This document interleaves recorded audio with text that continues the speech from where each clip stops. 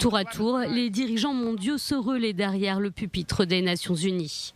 Dans leurs mots, quasi à l'unanimité, ils appellent à cesser la guerre en Ukraine. Si nous laissons l'Ukraine être démembrée, l'indépendance des nations est-elle encore garantie?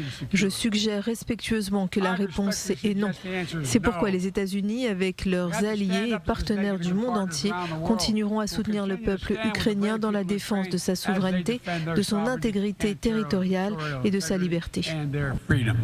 La Russie principalement visée. Pour Volodymyr Zelensky, il est impératif de trouver une solution pour la paix.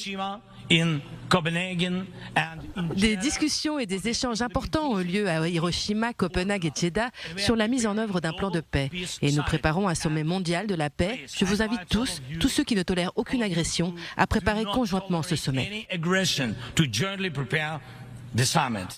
Si les conflits européens étaient au centre des discussions, ceux du Moyen-Orient ont également été abordés. Ibrahim Raïssi exhorte à lever les sanctions contre l'Iran qu'il juge injustifiées. Les armes nucléaires n'ont pas leur place dans la doctrine de défense de la République islamique d'Iran. Les rapports officiels des autorités internationales et même des services de renseignement occidentaux ont souligné à maintes reprises la véracité de cette affirmation.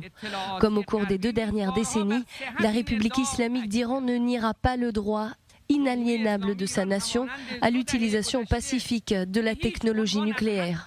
Le président iranien a également évoqué le conflit israélo-palestinien en qualifiant Jérusalem de régime d'apartheid. Erdogan, lui, insiste en disant qu'une paix durable au Moyen-Orient n'est possible que par un règlement définitif du conflit avec la création d'un État palestinien fondé sur la base des frontières de 1967.